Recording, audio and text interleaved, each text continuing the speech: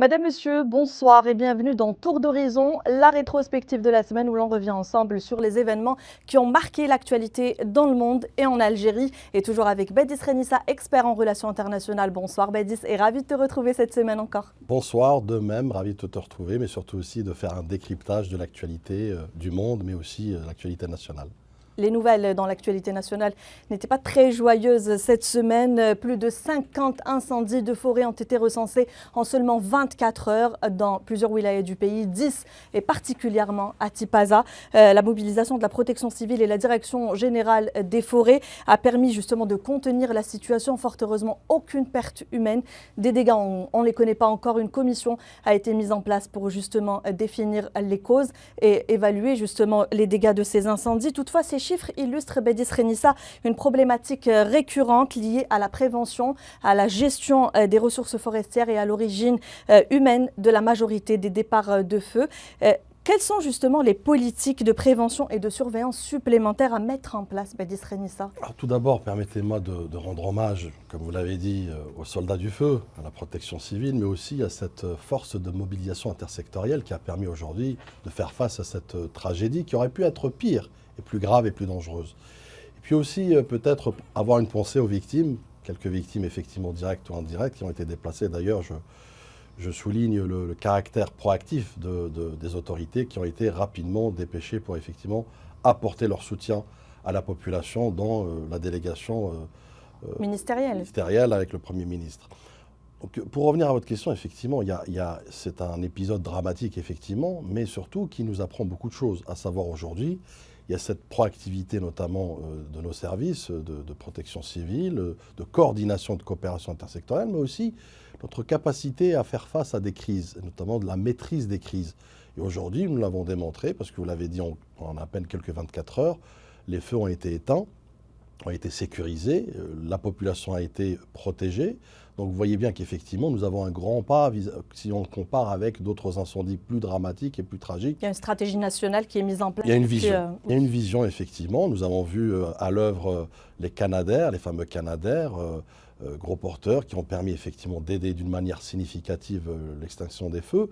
Nous avons vu une coordination aussi terrestre. Donc on voit bien qu'effectivement, il y a un grand pas qui a été franchi.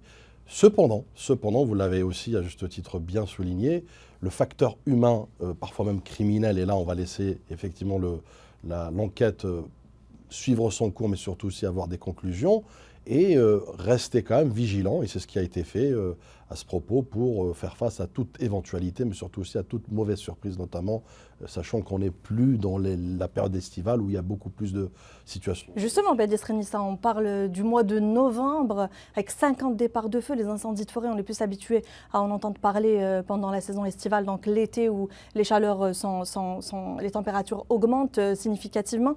Est-ce que aujourd'hui on peut dire que c'est un acte voulu? On pourrait dire ça comme ça?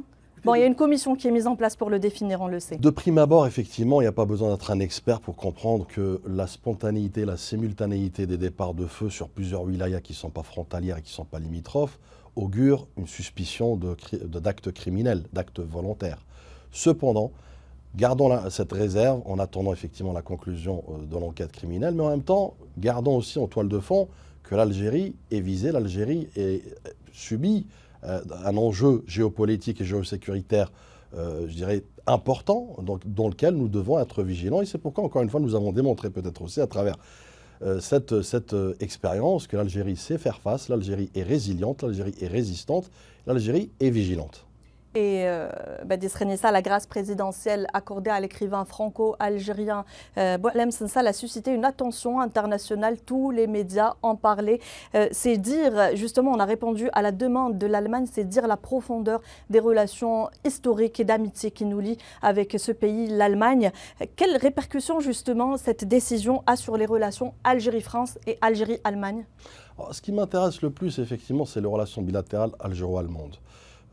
La demande du président de la République allemande a exprimé d'abord une demande humaniste sur la base de relations d'abord bilatérales entre les deux pays, donc des relations diplomatiques et protocolaires, mais également, d'ailleurs en substance dans le message, nous le percevons facilement, l'aspect amical, donc l'aspect amical personnel entre les deux présidents. Et c'est ce qui a fait, au fait, réagir notre président de la République, Abdelmadjid Tebboune, dans un geste d'État, dans une clémence souveraine et républicaine, a répondu favorablement à cette demande, pour la bonne et simple raison aussi. Quand on rend la diplomatie aux diplomates, et quand on remet les clowns au cirque, on peut avancer effectivement à grands pas. Et c'est ce qui s'est passé aujourd'hui à travers ce langage de respect mutuel, ce langage sérieux, ce langage, je dirais, de constructif, a permis effectivement de rendre verdict dans des prérogatives constitutionnelles du président de la République, Abdelmadjid Tebboune, sans pour autant renier la souveraineté judiciaire. Encore une fois, moi j'aime le répéter, grâce n'est pas absolution. Cette personne est toujours condamnée, est toujours, je dirais,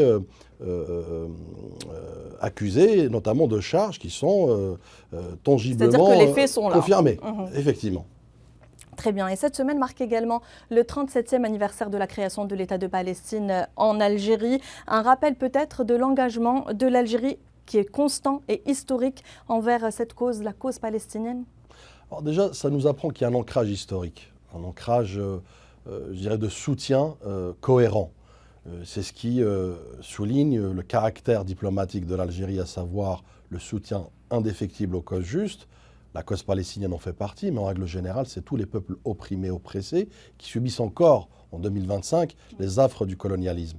Donc, et puis j'ai envie de vous dire, à Alger, en 1988, là où tout a commencé, c'est-à-dire que la cause palestinienne et la quête d'indépendance de la Palestine est intimement liée, malgré les circonstances, avec l'Algérie. Puisque l'Algérie, encore une fois, dans cette diplomatie de cohérence, dans cette diplomatie de constance, qui est, je dirais, décorrélée de tout calcul ou intérêt clanique ou même intérêt conjoncturel, comme certains pays qui ont préféré la normalisation et le troc pour de maigres résultats, l'Algérie reste vent debout aux côtés des peuples opprimés, aux côtés des causes justes. Donc, c'est tout simplement un miroir de ce que c'est les principes, les valeurs de notre diplomatie, qui plus est dans un enjeu aujourd'hui très critique, à savoir le génocide à Gaza et le jalon de la Palestine qui continue encore avec un cessez-le-feu très fragile. Malgré le cessez-le-feu, effectivement. Et sur un autre plan, mais toujours concernant la Palestine, les États-Unis qui poursuivent leur démarche au Conseil de sécurité des Nations Unies. Ça se passera demain pour justement essayer de faire adopter la deuxième partie du plan Trump. Alors, c'est la deuxième partie du plan Trump, mais c'est aussi le Deal of the Century qui a été réactivé quelque part, qui a été mis aux oubliettes. C'est quoi? C'est une logique unilatérale qui fait fi, qui contourne complètement la résolution 242 et 338, qui, elle, sanctuarise l'aspect des frontières, notamment de 1967, et qui, je dirais, garantissent la capitale Al-Quds comme capitale, effectivement, de l'État palestinien. Donc on voit bien qu'effectivement, c'est une logique qui favorise l'intérêt des sionistes, qui favorise également la légalisation des colonies, qui favorise l'expansionnisme territorial, donc qui est de loin aux antipodes des attentes du peuple palestinien. Je rappelle que la Russie a aussi a rédigé une résolution, effectivement, pour un peu faire face à cette résolution, encore une fois, qui a été, pour beaucoup, traduite comme une espèce de contournement du droit international. Or, aujourd'hui, la question palestinienne, elle est régie par le Conseil de sécurité, par l'ONU, par des résolutions. Donc il y a des intérêts stratégiques sous-jacents, on peut dire ça comme ça? Tout à fait, tout à fait. Et d'ailleurs, de vouloir accélérer sa deuxième partie du plan, veut dire effectivement que c'est une espèce de bouée de sauvetage aussi pour un Netanyahou qui est en perte de vitesse, un Netanyahou qui connaît aujourd'hui des déboires judiciaires, qui a été rattrapé par les accusations, qui doit rendre des comptes pour le 7 octobre 2023. Donc vous voyez bien qu'effectivement, il baigne dans un brouhaha judiciaire et populaire contre lui, qui aujourd'hui a besoin de certaines victoires. Et permettez-moi aussi un autre point. Côté américain, les États-Unis, notamment Donald Trump, est dans une quête de succès rapide. N'oublions pas qu'en toile de fond, nous avons les mid-terms, donc les élections à mi-mandat, très stratégique pour la continuité du plein pouvoir de Donald Trump. Donc il a besoin effectivement de capter à travers des victoires diplomatiques. Et il vise un prix Nobel, on ne l'oublie pas. Et toujours à l'international, on va parler du Mali, où la situation sécuritaire se dégrade de plus en plus. Donc justement avec une montée d'insécurité, d'une crise économique, mais également un isolement diplomatique qui est croissant. La junte Badi Srenissa est déjà fragilisée et semble s'éloigner de toute perspective de stabilité durable, notamment depuis l'effritement progressif de l'accord d'Alger, qui pourtant, Badi Srenissa, est constitué un cadre essentiel. Alors tout d'abord, la junte s'éloigne tout d'abord de son propre peuple. C'est-à-dire que cette transition tant attendue, elle est toujours en attente. Et elle n'arrivera jamais puisque c'est effectivement une junte qui s'inscrit dans le temps et qui essaye d'avoir les pleins pouvoirs. Mais pas que. C'est-à-dire qu'il essaye aussi d'avoir une certaine hégémonie chimérique dans la région en essayant d'influencer certains pays, notamment avec le groupement de l'AES, et surtout aussi de vouloir maintenir un certain autoritarisme qui aujourd'hui se traduit par un glissement sécuritaire, un entêtement qui aujourd'hui donne un cataclysme, notamment en matière d'expansion d'actes terroristes. Moi je rappelle qu'il y a plus de 44% d'augmentation d'actes terroristes contre des civils au Mali. L'épicentre aujourd'hui, tous les experts en sécurité vous le disent, l'épicentre du terrorisme s'est déplacé vers la zone du Sahel et plus particulièrement le nord du Mali. Vous avez Tombouctou, vous avez Gao, vous avez plusieurs villes qui sont au bord de l'effondrement. Vous avez des terroristes qui peuvent être dès demain aux portes de Bamako. Donc on voit qu'il y a une déliquescence effectivement de ce pays. Mais encore une fois, c'est une architecture sécuritaire commune et collective. Donc l'effondrement du Mali, c'est l'effondrement du Sahel. L'effondrement du Sahel, c'est l'effondrement du continent. Donc c'est pourquoi, et je reviens sur les alternatives et les solutions pacifiques, dont l'accord d'Alger est de loin la vision la plus pragmatique, mais la plus faisable techniquement, politiquement, et qui reste toujours d'actualité aux yeux même du Conseil de sécurité et de l'ONU. Donc, il y a besoin de revenir à la raison, il y a besoin de mettre un processus politique sérieux, il y a besoin de réconcilier, il y a besoin de créer un projet politique dans lequel le peuple malien, et seulement le peuple malien, est au cœur de ce projet, loin, très loin de l'ingérence que nous voyons aujourd'hui, qui est une guerre par procuration. Concrètement, en résumé, est-ce que le pouvoir malien, dans ces conditions-là, peut tenir encore ou est-ce qu'on est face à une impasse politique ? Il me semble aujourd'hui qu'on peut dire que c'est une voie sans issue pour la junte militaire. C'est une junte qui s'entête encore une fois à vouloir détenir le pouvoir puisqu'elle sait par voie de ricochet quels seront les risques si justement elle lâche ce pouvoir. Encore une fois, elle a fait tant de mal d'abord pour leur propre pays, tant de mal aussi pour leur propre peuple qui aujourd'hui est lucide et qui attend effectivement, limite le départ de cette junte. Et puis vous avez aussi le caractère diplomatique et relations bilatérales où le Mali s'est isolé davantage avec les pays limitrophes, avec l'Algérie. L'Algérie qui pourtant a été un acteur, je dirais, médiateur, un acteur pragmatique, un acteur qui a même porté la voix du Mali pour le protéger, il fut un temps en fermant l'espace aérien algérien contre les rafales français lors des opérations Barkhane, Serval et autres. Donc vous voyez bien qu'effectivement il y a une certaine bienveillance où aujourd'hui la junte malienne a l'impression de faire fi, encore une fois, alimentée par leurs propres intérêts, par leurs propres calculs, à savoir l'hégémonie du pouvoir et la maîtrise et le contrôle du peuple malien. On termine avec une note un peu plus gaie. Badi Srenissa, on va parler culture, oui. Les festivals qui se multiplient à travers tout le territoire national. Le dernier en date, le Festival international du court-métrage qui s'est déroulé à Timimoun avec à l'honneur le Sénégal, donc un pays africain. Comment justement ces festivals, Badi Srenissa, contribuent-ils à renforcer l'influence culturelle et diplomatique de l'Algérie ? Alors tout d'abord, c'est un festival aussi qui permet de dessiner l'Algérie sur la carte des festivals internationaux. Le temps d'un festival, Timimoun est devenu la capitale culturelle du Sahara et la capitale culturelle du cinéma du 7e art.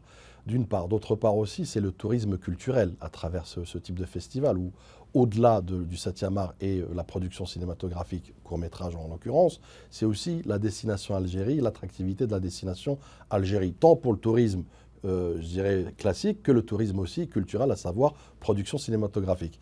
Vous n'êtes pas sans le savoir qu'effectivement nous avons des décors naturels, même parfois des décors de la planète Mars d'une manière naturelle qui sont à disposition. Donc, Timimoun, que j'ai fait tout récemment en octobre pour la première fois, que j'ai trouvé magique, et j'invite tous les Algériens d'ici et d'ailleurs à visiter le sud algérien. C'est vraiment magique. c'est formidable. On est télétransporté dans une autre dimension. C'est particulier, hein, c'est vraiment. très particulier.